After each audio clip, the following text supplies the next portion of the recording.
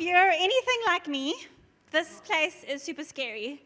Center stage has never ever been my dream, and I'm the girl that likes chilling in the background. I like it because it's safe. I don't have to say anything profound and have a whole room of people hang on every word I say, which is what I'm doing right now. But I have a very vivid memory that has cemented this fear in my heart, and it takes place in high school. The scariest time of a teenager's life, in my opinion. It was for me. And to help set the scene, I want you guys to think of the iconic 2000s movie Mean Girls. Everyone remember that? Everyone got the picture in your mind? Cool, cool, cool.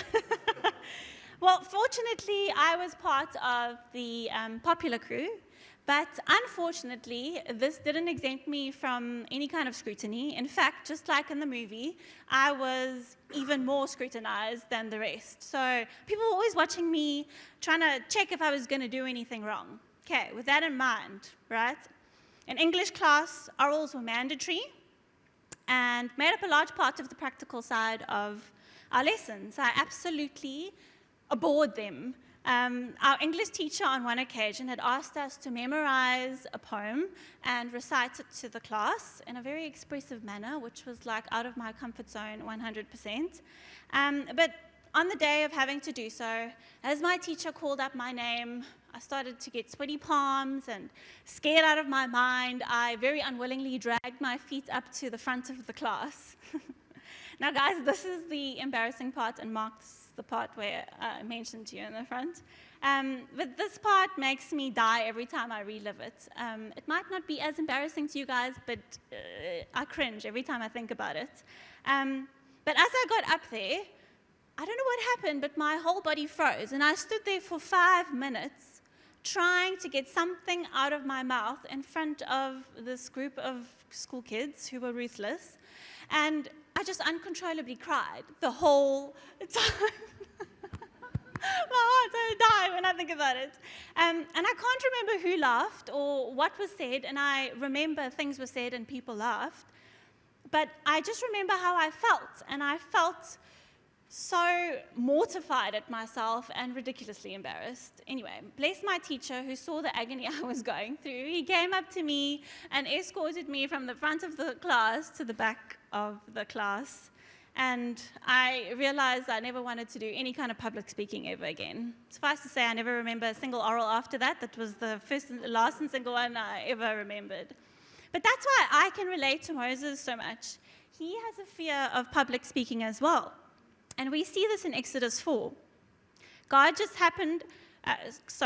just appeared to Moses in a burning bush and asked him to go to Pharaoh and demand that he set his people free. Moses responds to the Lord in verse 4 and says, "Pardon your servant, Lord. I've never been eloquent, neither in the past nor since you have spoken to your servant. I am slow of speech and tongue." Now raise your hand if you can relate to any of that fear that Moses is displaying right there.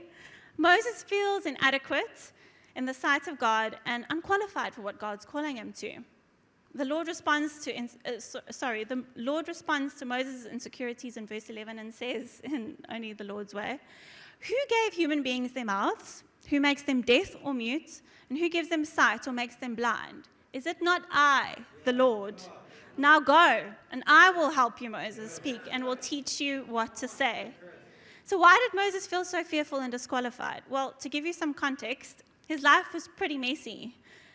He goes from being the prince of Egypt to a murderer, and then to a shepherd in the wilderness for about 40 years.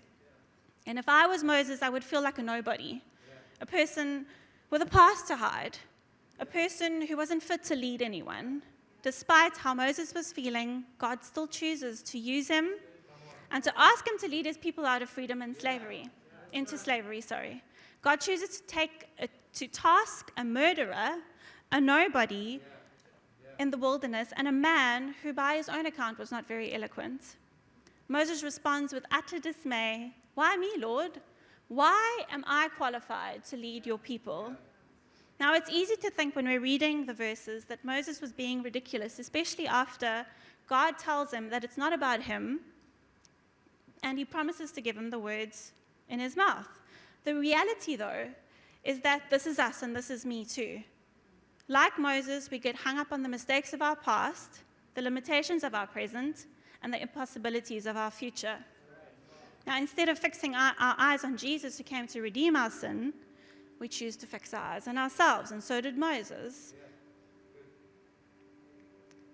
But Jesus comes to redeem our sin, not only in our past, but in our present and in our future, once and for all, fully saved. When the Lord calls Moses out of the burning bush, Moses answered, "Here I am," not yet knowing who was calling and what was at stake. But after hearing what the Lord had asked him, or the Lord's assignment, Moses contested God at every angle, and as his securities surfaced and his fear and weaknesses overwhelmed him. Who of you have ever prayed the very willing prayer and risky prayer, "Here I am, Lord, use me"? I know I have 1,000,000 times. You desperately want to be used, but of course, you didn't really mean you'd do just about anything. Surely God, knowing your insecurities, would only use your most obvious strengths in the most idyllic and angelic way. The joke's on us and on Moses, because God has a serious sense of humor. I can bet you speaking eloquently before Pharaoh, a really intimidating and powerful leader, wasn't on Moses' top 10 list. Moses wasn't asking to be used, and he definitely wasn't feeling equipped for the task. God gives us, in spite of who we are, God uses us in spite of who we are and our limitations as humans. In 2 Corinthians 12, verse 9, it says, "His grace is sufficient for us in our weakness, and his power is made perfect in our weakness." So when we are weak, that means he is strong.